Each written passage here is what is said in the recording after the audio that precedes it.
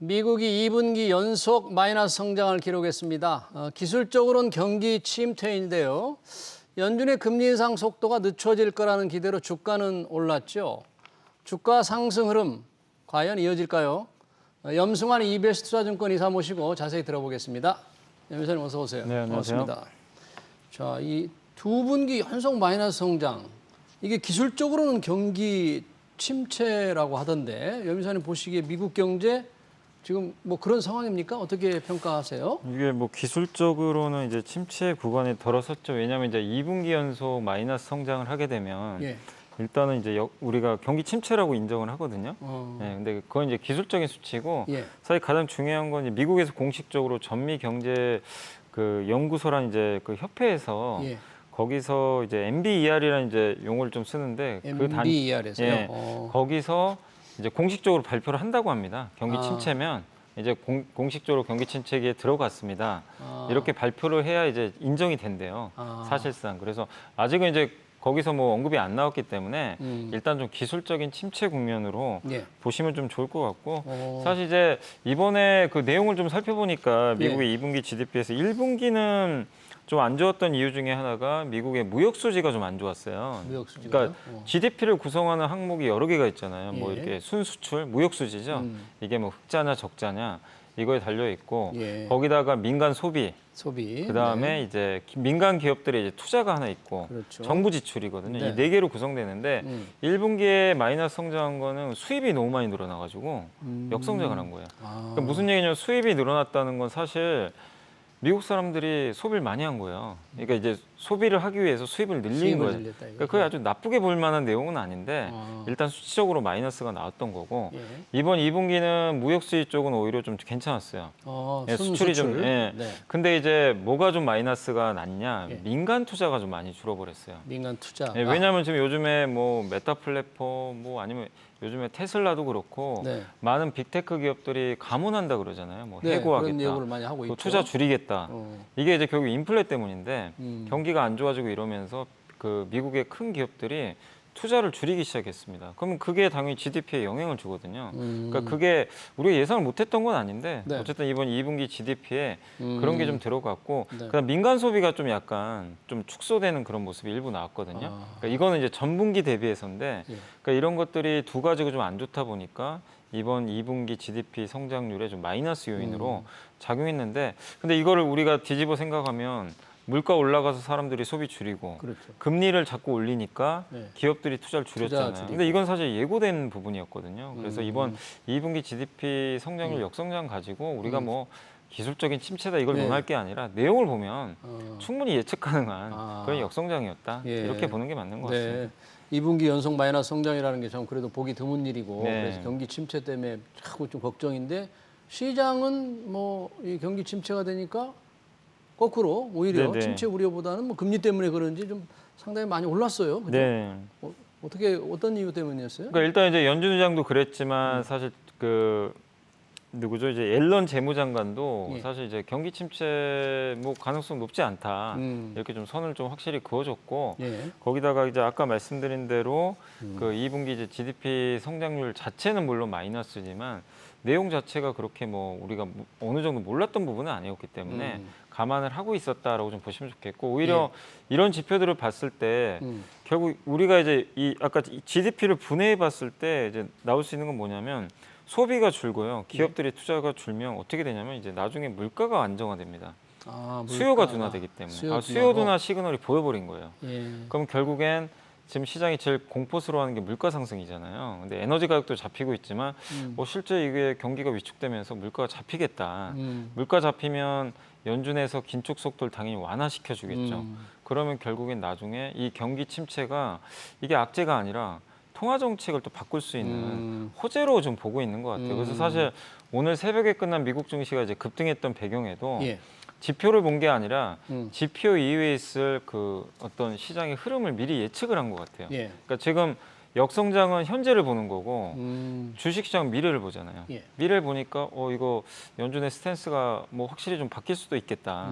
이런 걸 좀 보면서 시장이 좀 반박자 앞서 좀 이렇게 움직였던 게 아닌가 저는 좀 그렇게 보고 있습니다. 그렇군요. 경기 둔화, 경기 침체 가능성 그러면 연준이 금리를 좀 슬로우하게 속도를 늦추지 않을 것이냐 그런 네. 얘기인데 지난번 네. 연준 회의에서는 그런데 파월 의장이 뭐 다음에도 0.75%포인트 올릴 수 있다. 그걸 또 배제하지 않았잖아요. 네네. 그럼에도 불구하고 투자자들은 어찌됐든 물가가 정점을 찍고 금리 인상 속도 늦어질 것이다. 이쪽이 확실하게 지금 믿고 있는 거예요? 네, 그러니까 일단은 왜냐하면 지금 시장 9월 달을 걱정하는 게 아니라 생각하는 게 아니라 이미 다 알고 있는 거죠. 뭐 9월이든 11월, 12월까지. 그리고 연준 의장이 뭐라고 했냐면 예. 올해 3.5% 제시를 했어요. 상단을. 금리 목표치를. 3.5%. 지금 2.5거든요. 예. 그럼 앞으로 3번 남았거든요. FMC가. 예. 그럼 만약에 9월에 0.75를 한 번 더 올릴 수 있잖아요. 예. 그러면은 11월에 있잖아요. 예. 그럼 0.25로 올리겠죠. 예. 그럼 12월에는 금리가 동결돼요. 아, 이제 그러면 이거 뭐지? 금리 인상 속도가 확 꺾여 버립니다. 금리 인상 영- 사이클이 끝나버리는 네. 건가? 그리고 뭐 물론 이제 9월에 0.5로 가면 0.25로 올리겠죠. 단계적으로. 그러니까 시장이 좀 네. 이렇게 좋게 반응을 했던 건 지금 0.75가 중요한 게 아니라 그럼 앞으로 어떻게 할 거냐. 근데 앞으로는 이거 둔화되는데 0.5, 0.25 그리고 지금 일각에서는 이번 FOMC를 봤더니 연준 의장이 뭐라고 했냐면은 긴축 속도에 대해서도 좀 고민을 하고 있다. 긴축 속도에 대해서 네, 고민을 이런 하고 좀 있다. 발언도 했어요. 그러니까 갑자기 시장에서 그 연준 의장의 발언을 가지고 뭐 해석들은 분분한데 그 전에는 무조건 세게 금리 올리겠다만 언급을 했는데 예. 긴축 속도 완화에 대한 시그널을 줘버렸어요. 그러면 이거 잘하면 내년 하반기에 금리 인하도 하겠구나.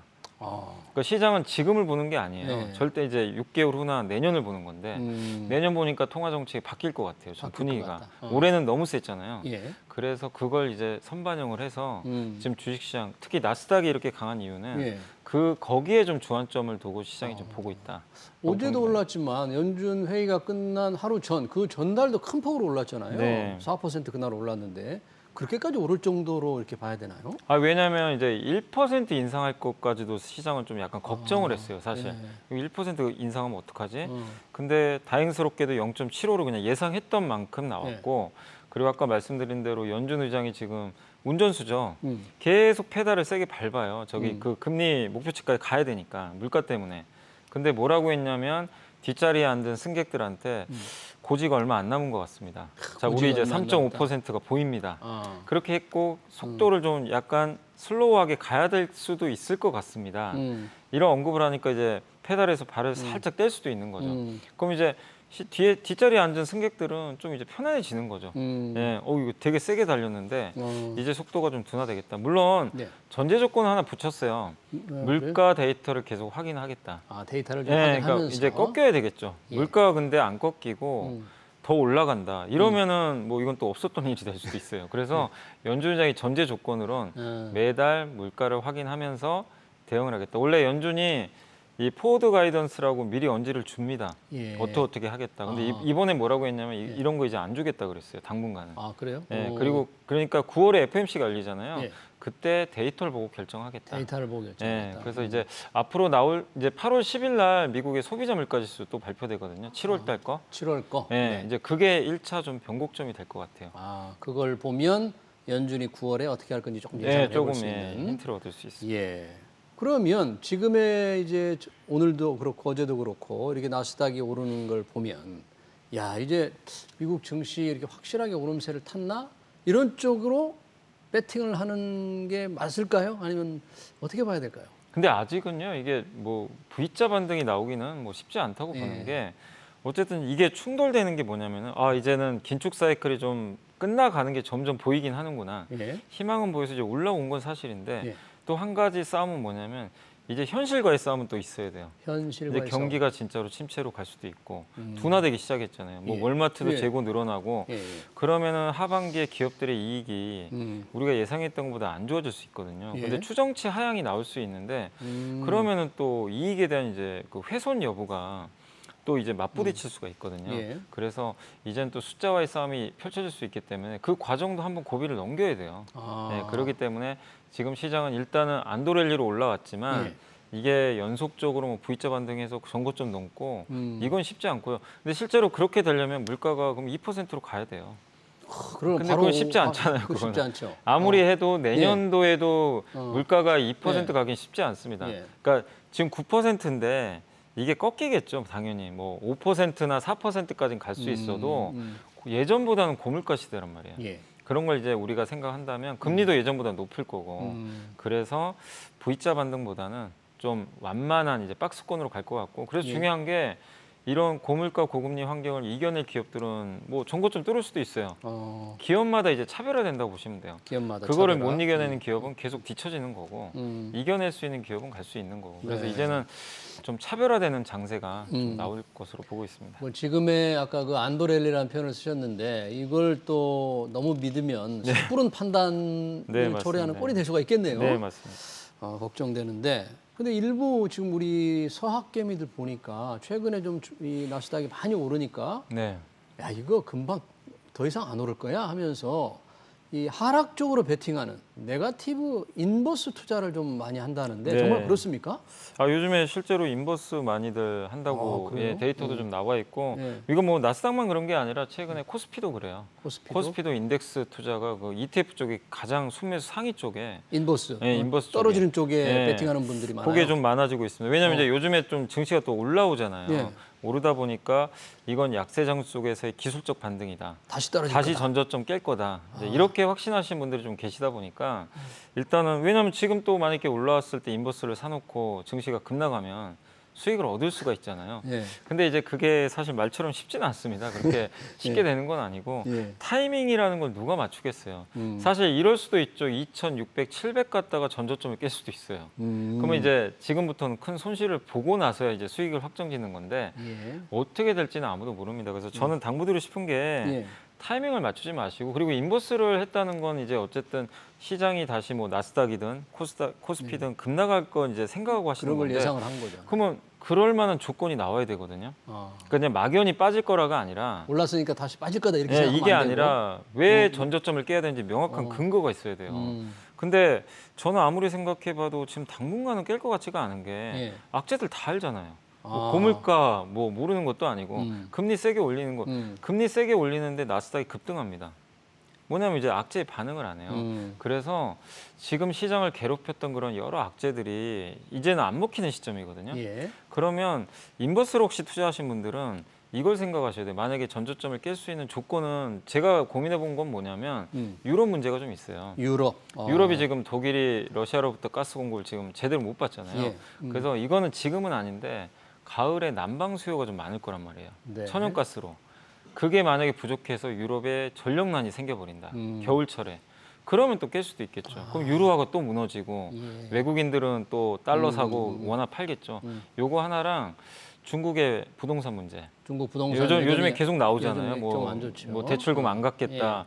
근데 중국 정부가 컨트롤 잘하면 이거는 또 넘어가겠죠. 예. 근데 만약에 갑자기 중국에서 부동산 부실 문제가 터진다. 예. 그러면 전저점 깰 수 있어요. 근데 이 두 가지 조건인데 음. 이게 진짜 올해 중에 현실화 될지 안 될지는 모르는 거거든요. 그러니까 혹시라도 이렇게 인버스를 투자하신 분이면 막연하게 빠진다 이렇게 베팅하지 마시고 예. 뭐 그 둘 중에 하나는 확신이 있지 않으면. 난 될 것 같다. 예. 그러면 하셔도 뭐 그건 문제가 근데 없겠죠. 여미사님은 그 가능성을 얼마나 높게 보세요? 유럽에 망가지거나 중국 부동산. 저는 뭐 당장은 현실화될 걸로 보진 않습니다. 현실화될 걸로 보지 않는다. 왜냐하면 그리고 지금 유럽 측에서도 그 얼마 전에 그 뉴스 나왔잖아요. 전 유럽이 15% 천연가스 줄이자. 예. 그러니까 대응이 나와요. 그러니까 인간이라는 존재는 뭔가 위기가 닥치면 뭔가 해결을 합니다. 네. 그렇기 때문에 저는 지금 다 유럽 사람들이 뭐 저보다 모르겠습니까? 다 알고 네. 있겠죠. 그래서 대비책들이 있기 때문에 네. 현실화 안 되는데 근데 그게 현실화됐을 때 이제 충격이 나오는 거죠. 예. 예, 인버스 그래서- 투자자들 우리 여미사님 말씀 좀 새겨야 될 것 같네요. 아까 그 기업들 지금 고물가 고금리 상태 기업마다 차별화된다고 하는데 네. 지금 빅테크 기업들 실적이 계속 나오고 있는데 나왔죠? 구글도 좀 안 좋았는데 그리고 네. 애플은 뭐 실적이 상당히 그 괜찮았어요. 좋았다면서요. 네. 지금 서로 많이 좀 차별화가 되고 있습니까? 어떻습니까? 제가 이렇게 실적들을 이제 빅테크 기업들 한번 네. 보니까 약간 좀 이게 차별화가 되는 게 뭐가 있냐면요. 지금 좋다 나쁨다를 떠나서 향후 전망이거든요. 전망. 그러니까 메타 플랫폼즈랑 예.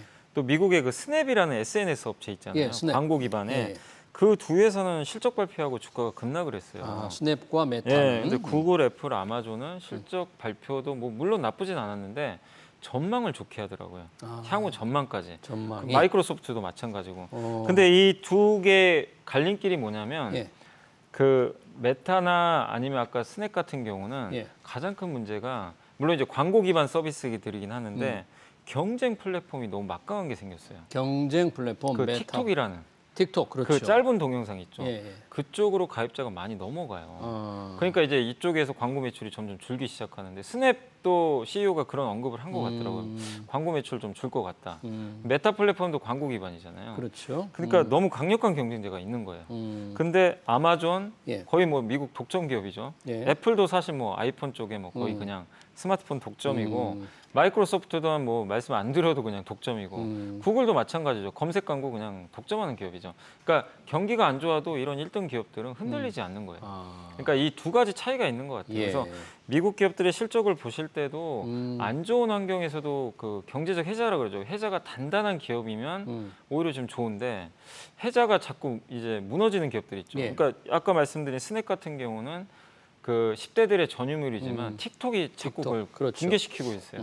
그래서 그런 그러니까 이 비즈니스 모델을 좀 보셔가지고 해자가 약해지는 기업인지 그러니까 독점성이라든지 네. 또 경쟁력 면에서 우위가 네. 좀 약해지면 네, 위험하다. 그거를 좀 잘 구분을 하셔서 예. 좀 투자를 하는 게 지금은 좋을 것 같습니다. 빅테크 말씀하셔서 우리 국내 시장에 보면 뭐 테크주, 카카오, 네이버 오늘은 조금 많이 오르던데요. 네. 이게. 물론 전고점에 비하면 좀 떨어져 있는 네. 상태, 상대적으로 부진한 상태에 있잖아요. 이거 뭐 지금 반등세 어느 정도 좀 계속 갈까요? 어떻게 보세요? 근데 당분간은 좀 올라갈 것 같아요. 8월까지는 왜냐하면 일단은 첫 번째가 너무 많이 빠졌어요. 워낙 많이 일단 빠졌으니까. 가격만으로도 사실 예. 매력이 좀 있고 음. 그다음 두 번째가 사실 뭐 아시겠지만 빠진 이유 중에 또 절대적인 게 예. 그 이 광고 매출이라든가 경기 좀 안 좋아지니까 예. 또 온라인 기업들이잖아요. 또 리오프닝하면서 아 음. 이거 성장 둔화될 것 같다. 아. 이런 게 잡혔는데 사실 이제 우리 다 알고 있잖아요. 그런 악재들은 그래서 충분히 반영됐고 오히려 지금 갑자기 코로나 또 확진자가 늘어납니다. 온라인 업체들한테 나쁜 뉴스는 아니거든요. 예. 이 부분은 그렇기 때문에 이것도 하나의 좀 모멘텀이 좀 될 수도 있을 것 같고 세 번째가 예. 오늘 했던 주제 중에 가장 큰 게 미국이 내년엔 금리 인하하는 거 아닐까 아, 이 기대감. 근데 금리 인하 성장주들은 기대감. 금리가 낮을 때 좋잖아요. 그렇죠. 그러니까 그동안 고금리 때문에 눌려있던 기업들인데 통화 정책이 이제 완화 쪽으로 가면 네이버, 카카오는 나쁠 게 사실 없거든요. 그래서 이런 이제 세 가지 조건 하에서 뭐 이게 V자로 옛날에 고점을 돌파합니다가 아니라 어느 정도 8월까지는 좀 기술적으로라도 좀 회복되는 예. 그런 흐름이 좀 나오지 않을까. 그래서 오늘 주가 상승도 그런 부분에서 좀 일부 좀 반영을 하고 있다라고 저는 좀 보고 있습니다. 아, 그렇군요. 금리 내년에 인하의 기대감이 좀 반영되어 있는 것 같다. 네. 요즘 외국인들이 조금 우리 순매수 규모가 좀 많이 늘었잖아요. 특히 네. 이달 들어서 굉장히 많던데 외국인들 정말 본격적으로 귀환한 겁니까 지금? 본격적인 기환이라기보다는 사실 전 너무 많이 팔아놨기 때문에 예. 좀 채운다. 아. 일단 이렇게 보고 있고 정말 많이 팔았잖아요. 예. 올해 내내 그냥 6월 달도 예. 정말 공포스러울 정도로 팔았는데 일단 이번 달 들어와서 사는 이유는 예. 달러 강세가 좀 꺾이고 있어요. 달러 강세 예, 꺾이고. 거기다 미국도 긴축 속도가 좀 둔화될 것 같고 그러면 사실 이제 원화가 강해지잖아요. 예. 거기다가 한국의 하이닉스가 설비 투자 좀 줄일 것 같다. 그럼 반도체 업황이 내년에 좋아질 수도 있잖아요. 공급이 주니까 반도체 가격이 올라가는 거 아닐까? 그래서 요즘에 반도체 기업들에 대한 투자도 그러니까 외국인들의 좀 매수도 들어오는 것 같고 또 한 가지가 생각보다 우리나라 기업들의 실적이 되게 괜찮아요. 지금 뭐 지난주에 발표했던 현대차 그룹 예. 되게 좋았고 하이닉스도 예. 물론 주가 빠지고 있지만 기대보다 되게 잘 나와요. 오늘 삼성 SDI도 그러니까 우려 이게 지금 경기 침체가 맞나? 할 정도로 우리 기업들의 이익이 실적이 좀 오히려 펀더멘털이 괜찮다. 탄탄한데 또 저평가돼 있잖아요. 예. 워낙 눌려 있어가지고 그래서 외국인들이 뭐 한 가지 요인이라기보다는 여러 가지 요인들이 섞인 상태에서 일단 7월달에는 그동안 많이 비워놨던 좀 곡간을 좀 채워놓고 있다 이렇게 보시면 되겠습니다. 본격적인 귀환이라기보다는 좀 비워놓은 곡간을 좀 예. 채우는 것으로 이렇게 정리를 하겠습니다. 네, 시장 동향, 미국 통화정당국의 금융정책에 대한 방향 잘 들었습니다. 지금까지 염승환 이베스트투자증권 이사였습니다. 네, 고맙습니다. 감사합니다.